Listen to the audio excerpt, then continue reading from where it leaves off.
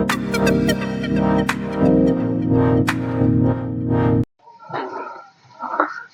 students, আজি মই তোমালোকৰ কাৰণে CW যোনটো এক্সাম আমাৰ হ'ব ঠিক আছে 27 এপ্ৰিলত তোমাৰ এক্সামটো ঘোষণা হৈছে 27 তাৰিখে হ'ব ফৰ্ম ফিলআপ হৈ আছে ফৰ্ম ফিলআপৰ এতিয়া ডেট একমান এক্সটেন্ড কৰিলে 9 মাৰ্চলৈকে এক্সটেন্ড কৰিলে তোমালোকে সম্ভৱ কৰিছা বহুতে তো এতিয়া প্ৰথম কথাটো হ'ল কি যেহেতু আমাৰ 27 এপ্ৰিলত পৰীক্ষা হ'বই এতিয়া মই ভাবিছো কি মোৰ চেনেলটোত কেইখনমান চেম্পল পেপাৰ ঠিক আছে বিশেষকৈ ফিজিক্সৰ চেম্পল পেপাৰ এখনমান মই তোমালোকক কৰাবলৈ ট্ৰাই কৰিম ঠিক আছে আৰু মানে এমসিকিউ প্যাটাৰ্ণতে থাকিব এটা প্ৰথমতে কথাটো হ'ল কি আমি CW কাৰণে যেটো সময় কম আছে ঠিক আছে মাৰ্চৰ 9 আজি মাৰ্চ সোমালি আৰু এপ্ৰিল মাহটো 27 তাৰিখলে মাজতে বিহু বৰফ বিলাকটো আছেই গতিকে সেই হিচাপত চাবলৈ গলে তোমালোকৰ দুমাহ সম্পূৰ্ণভাৱে দুমাহ নাই ঠিক আছে 1.5 মাহ মান আছে বুলি ধৰা সেই 1.5 মাহত তুমি নিজকে কেনেকৈ প্ৰিপাৰেচন কৰিবা যদি তোমালোকে আগৰ পৰা কোচিং লৈ আছা হেতু বেলেগ কথা তোমালোকৰ কোচিংত হেবিলাক বস্তু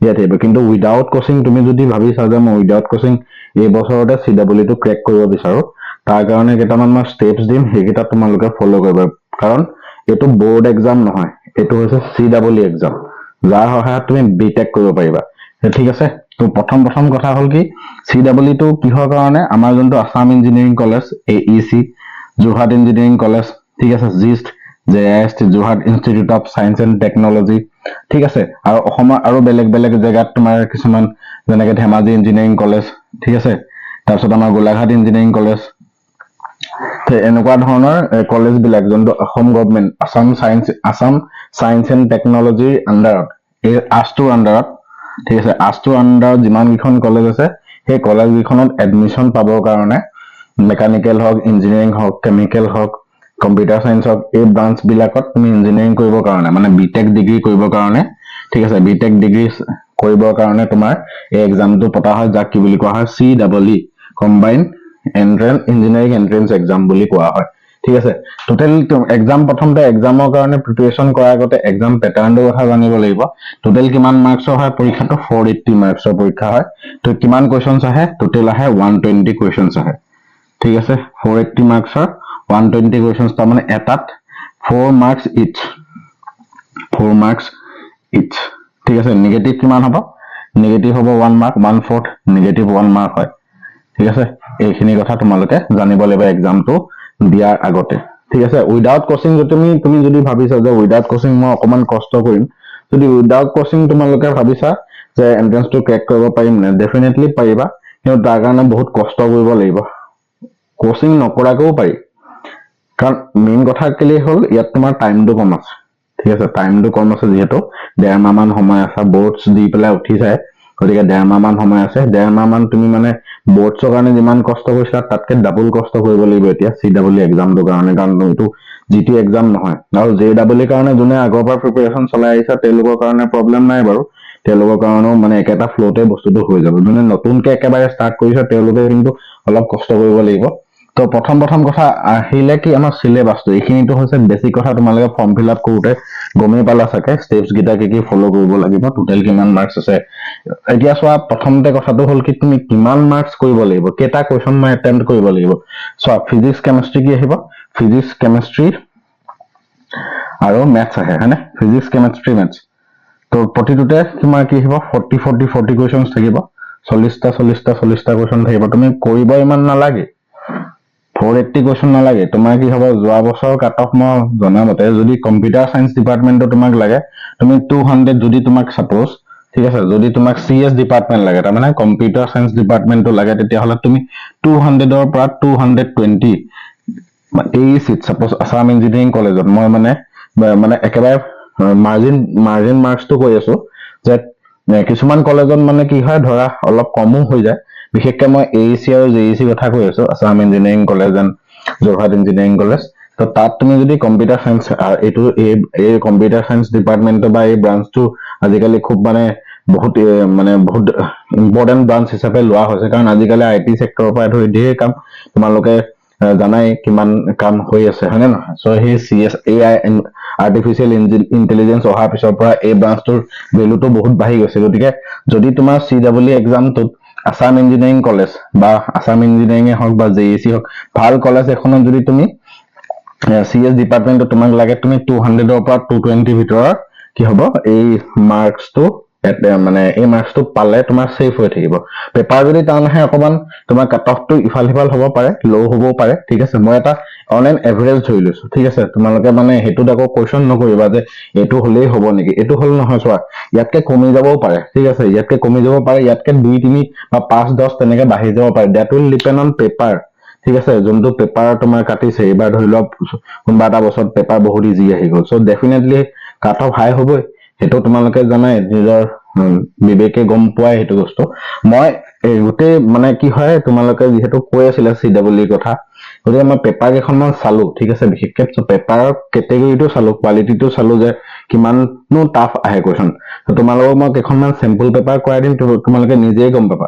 মই লাষ্ট কেইবছৰ মানৰ PYQ কিছুমান মোৰ চেম্পল পেপাৰ আছে, সেই চেম্পল পেপাৰ বিলাক মই চাই মেলি মই এটাই কথা গম পালো যে বৰ এটা টাফ নহয়। JEE ইমান টান নহয়, CWE পৰীক্ষাটো ইজি কুৱেশ্যনে আহে, ঠিক আছে। ইজি মানে ইমান টান নহয়, ঠিক আছে, মডাৰেট লেভেলৰ কুৱেশ্যনে আহে।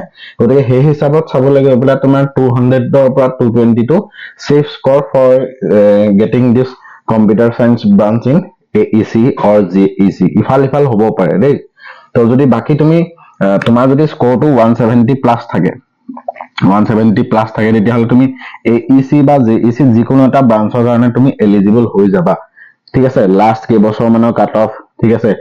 মোৰ কিছুমান ষ্টুডেণ্টো মানে এজন ষ্টুডেণ্টে AECত আছে, এজন ধেমাজিত আছে আৰু এজন জিষ্টত আছে, ঠিক আছে। 3জন ষ্টুডেণ্ট মানে AECত এজন, জিষ্টত এজন, আৰু ধেমাজি ইঞ্জিনিয়াৰিং কলেজত এজন আছে। চ' 3জন ষ্টুডেণ্টৰ লগত মই ফোনৰ জৰিয়তে কথা পাতিলো, সিহঁতৰ লগতো মই যোগাযোগ কৰি পেলাই সুধিলো যে তেওঁলোকৰ সেই কাট অফ মাৰ্কৰ চিষ্টেমটো কেনেকুৱা। তেওঁলোকে কোৱা মতে যে যদি কম্পিউটাৰ চাইন্সৰ মানে লাগে, তেতিয়াহ'লে এইটো স্কৰ তেওঁলোকক মানে কি হয়, safe score 200 to 220 safe score. আৰু যিকোনো যদি ভাল পাব লাগে, মানে এই ধৰি লোৱা এই দুখন ৰেপুটেড কলেজত যদি তুমি এটা যিকোনো এটা ডিপাৰ্টমেণ্ট তোমাক যদি লাগে, তুমি 170 প্লাছ হৈ থাকিলে, আনৰিজাৰ্ভ কেটেগৰীৰ কথা কৈছো দেই, এইটো আনৰিজাৰ্ভৰ কথা, তো 170 প্লাছ ইজ দ্য চেফেষ্ট স্কৰ বুলি ধৰি ল'ব পৰা যায়। আৰু সেইটো ভেৰিও কৰিব পাৰে, বাঢ়িবও পাৰে বা কমিব পাৰে, ডেট উইল ডিপেণ্ড অন তোমাৰ কি পেপাৰ কোৱালিটি, ঠিক আছে। পেপাৰখন কিমান ইজি আহে বা টান আহে। তো তাৰমানে গম পালা যে 480 ভিতৰত তুমি 170 বাদ দিয়া, মই ৰাউণ্ড অফ কৰি পেলাই 200 ধৰিলো, চবৰ কাৰণে সুবিধা কৰিলো যে চবেই ভাল ব্ৰাঞ্চ এটাই পাবলৈ ইচ্ছা কৰে, ঠিক আছে। চবৰে ভাল ব্ৰাঞ্চ এটা লাগে, ভাল কলেজ এখনত লাগে। মই চেফলি কিমান ধৰি লৈছো, 200 ধৰি লৈছো। গতিকে তুমি কেতিয়াও 40 কুৱেশ্যন এটেম্প কৰিব দৰকাৰে নাই, হয় নহয়। যদি মই 20টা কুৱেশ্যন ধৰি লওঁ, 20 60টা কুৱেশ্যন হ'ল, 60 into 4 120 আহিলে, হয় নে। কেমেষ্ট্ৰি তোমাৰ মানে কম্পেৰেটিভলি কেমেষ্ট্ৰি তোমাৰ কি আহে, ইজি আহে। কেমেষ্ট্ৰি তোমাৰ কি হ'ব, কম্পেৰেটিভলি ইজি আহে। চ' কেমেষ্ট্ৰি ধৰি লোৱা তুমি আৰু 10টা কুৱেশ্যন কৰিলা, 40 আহিলে কিমান হ'ব, 160 হ'ল, ঠিক আছে। ফিজিক্সৰ 5টা কুৱেশ্যন কৰিলা, মেথছৰ 5টা কুৱেশ্যন কৰিলা, কিমান হ'ব, 40, 200 হৈ গ'ল। তাৰমানে তুমি গোটেইগাল 40 কুৱেশ্যন নালাগে, ফিজিক্সৰ 25টা কুৱেশ্যন ধৰি লোৱা, চাপ'জ মই কৈছো দেই, চাপ'জ এটা কথা কৈছো যে ফিজিক্সৰ 25টা কুৱেশ্যন কৰিলা, কেমেষ্ট্ৰিৰ 30টা কুৱেশ্যন কৰিলা, আৰু মেথছৰ 25টা কুৱেশ্যন কৰিলা, মানে শুদ্ধকে কাৰেক্ট যদি কৰিব পাৰা, তোমাৰ 200 আহি গ'ল। 200ত তুমি একদম নিঃসন্দেহে কোনোবা এটা ভাল ব্ৰাঞ্চ পাবাই তুমি।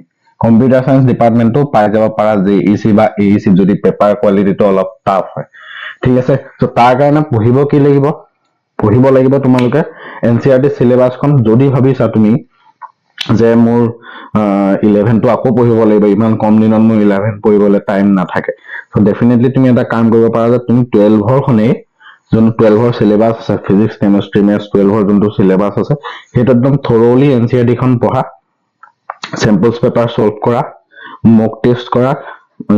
আজিকালি অনলাইনত তোমালোকে মক টেষ্ট কিছুমান কিনিবলৈও পাবা, কিছুমান ফ্ৰী অফ কষ্টো থাকে। PYQ চল্ভ কৰা, চেম্পল পেপাৰ কিছুমান চল্ভ কৰা। এইকেইদিনত তুমি মানে এনে, মই এটা জেনুইন কথা কৈছো যে এতিয়া তুমি মানে কি হয়, নতুনকে আকৌ চাই মেলি পঢ়ি আকৌ এইটো ধৰিলা কিবা এটা টপিক তুমি আকৌ পঢ়িলা, বুজিলা, আকৌ কুৱেশ্যন কৰিলা, এইবিলাক কৰি থাকিবলৈ তোমাৰ টাইম নাই। যদিহে তুমি ধৰি লোৱা আগৰ পৰা প্ৰিপেৰেশ্যন কৰি আছা, বোলে এবাৰ কোনোবাই এবছৰ ড্ৰপ দি পেলাই পঢ়ি আছে, তেওঁলোকৰ মানে এটা ভাল প্ৰিপেৰেশ্যন হৈও আছে, কিন্তু তোমাক যদি লাগে মই হাই ছেকেণ্ডাৰী দি উঠিছো, পৰীক্ষা দি উঠিছো, মই এই 1.5 মাহৰ ভিতৰত মই CEE ক্ৰেক কৰিব লাগে, তোমাৰ বেলেগ একো কাম নাই। তুমি জাষ্ট NCERT খন এবাৰ গো থ্ৰু হৈ ল'বা, ঠিক আছে। NCERT খন এবাৰ ৰিকেপ মাৰি ল'বা, মাৰি লৈ পেলাই যিমান পাৰা কুৱেশ্যন কৰা, ঠিক আছে। মই তোমালোকক চেম্পল পেপাৰ, বিশেষকৈ ফিজিক্সৰ মই চেম্পল পেপাৰ যিমানখিনি পাৰো পৰীক্ষা আগলৈকে, ঠিক আছে। 27 এপ্ৰিলত পৰীক্ষা হ'ব যিহেতু, মই চেম্পল পেপাৰ চোৱা, চেম্পল পেপাৰ এখন বনাবলৈ আমি যি টি চেম্পল পেপাৰ বনাব নোৱাৰো। তাৰ কাৰণে অকণমান ইফাল সিফাল চাব লাগিব, কুৱেশ্যনৰ কোৱালিটি আনিব লাগিব। একদম ডুপ্লিকেট কোৱালিটি কুৱেশ্যন এটা আনি পেলাই মই তোমালোকক চল্ভ কৰাই দিলে কোনো কামত নাথাকিলে। এটলিষ্ট তেনেকুৱা টাইপৰ কুৱেশ্যন তোমাৰ পৰীক্ষাত আহিব লাগিব। সেইকাৰণে মই চেম্পল পেপাৰ বনাই আছো। মই কাইলৈ এই ভিডিঅ'টো আপলোড কৰিছো। মই চেম্পল পেপাৰখন 100% ৰেডি হোৱা নাই, মই কেইটামান কুৱেশ্যন অলৰেডি বনাই হ'ল। কেইটামান কুৱেশ্যন মই আৰু কেইটামান কুৱেশ্যন এড কৰি পেলাই এখন চেম্পল পেপাৰ তোমালোকক কৰাই দিম, আৰু তোমালোকক হেৰি কৰি দিম, মানে PDF টো মই দি দিম, লৈ ল'বা। চেনেলটো যিমান পাৰা শ্বেয়াৰ কৰিবা, যাতে CEE যিসকল ষ্টুডেণ্টে দিছে তেওঁলোকে এটলিষ্ট প্ৰেক্টিচ হিচাপে, তেওঁলোকে য'ত কোচিং কৰিছে মই মতলব নাই ক'বলৈ, যদি তোমালোকে অকণমান প্ৰেক্টিচ কৰিম বুলি ভাবিছা মোৰ চেনেলটোৰ জৰিয়তে, চেনেলটোৰ লগত জড়িত হৈ থাকিবা, শ্বেয়াৰ কৰি দিবা। যোনে CEE যোনে দিব বিচাৰে এটলিষ্ট চেম্পল পেপাৰখন কৰিলেও হ'ব, ঠিক আছে। তো এইখিনি বস্তু তোমালোকে চাবা, গোটেইখিনি কুৱেশ্যন কৰিব নালাগে, ঠিক আছে। গোটেই 40টাৰ ভিতৰত 40টা কুৱেশ্যনে মই মানে টাফ হ'ব। 40টাৰ ভিতৰত 40টা কুৱেশ্যন কৰাটো ইমান ইজি নহয় এই কথাটো। গতিকে তোমালোকৰ মই এতিয়া এইকেইদিনৰ ভিতৰত চেফেষ্ট মই পজিশ্যনটো কৈ দিছো। যদি তোমাক বোলে মোৰ CS বুলি নালাগে, যিকোনো এটা ব্ৰাঞ্চ হ'লেই হ'ল, ভাল ব্ৰাঞ্চ এটাত ভাল কলেজ এখন তোমাৰ AEC বা JEC লাগে, ভাল কলেজ এখনত মই ব্ৰাঞ্চ এটা পাব লাগে, ঠিক আছে। মেকানিকেল, ইলেক্ট্ৰিকেল যিকোনো ব্ৰাঞ্চ এটা পালে হ'ল। তুমি মানে কি হয়, 20টা কুৱেশ্যন চবৰে তুমি ভালকে শুদ্ধকে কৰিব লাগিব। 20 কুৱেশ্যন যদি তুমি কৰি যোৱা, তুমি ভাল এখন কলেজত তুমি পাবাই। 170+ যদি হৈ থাকে, তুমি মানে চেফ, তুমি কাউন্সিলিঙত পাবাই, ঠিক আছে। কাউন্সিলিঙত তোমাৰ ফাৰ্ষ্ট কাউন্সিলিঙত নাপালেও এটলিষ্ট ছেকেণ্ড কাউন্সিলিঙত তুমি পাই যাবা ভাল ব্ৰাঞ্চ এটা, ঠিক আছে। চ' 200ৰ টাৰ্গেট লোৱা প্ৰতিজন ষ্টুডেণ্টে। এইকেইটা কুৱেশ্যন মই তোমাৰ চাই ল'বা, কোনকেইটা কুৱেশ্যন 40টা কুৱেশ্যনৰ ভিতৰত 20-25টা এটেম্প কৰিব পাৰিলেও যথেষ্ট। কেমেষ্ট্ৰি কম্পেৰেটিভলি ইজি আহে, ঠিক আছে, CEE। তো মানে ষ্টুডেণ্টসকলে কৈছে দেই, ষ্টুডেণ্টসকলে কৈছে, তেওঁলোকে কোৱা মতে কেমেষ্ট্ৰিটো CEE অলমষ্ট ইজি আহে, অকণমান মেথছ আৰু ফিজিক্স টান আহে, ঠিক আছে। মই ফিজিক্স পাৰ্টটোৰ কাৰণে মই আছো বাৰু, হেল্প কৰিম মই তোমালোকক। মানে কি হয়, CEE কাৰণে এতিয়া পঢ়াই নাথাকো, যিমান পাৰো মই চেম্পল পেপাৰ, প্ৰতিখন চেম্পল পেপাৰ মই কুৱেশ্যন কৰাই দিব। এটলিষ্ট এই 1.5 মাহটোৰ ভিতৰত মই যদি তোমালোকক 10খন চেম্পল পেপাৰো যদি কৰাব পাৰো, বা 10খন চেম্পল পেপাৰ তোমালোকে যদি মোৰ লগত প্ৰেক্টিচ কৰা, এটলিষ্ট ফিজিক্সত 40 কুৱেশ্যন নালাগে, তুমি এটলিষ্ট 20টা কুৱেশ্যনো ভালকে কৰি আহিব পাৰিবা শুদ্ধকে, ঠিক আছে। গতিকে আৰম্ভ কৰা, পঢ়ি থাকা।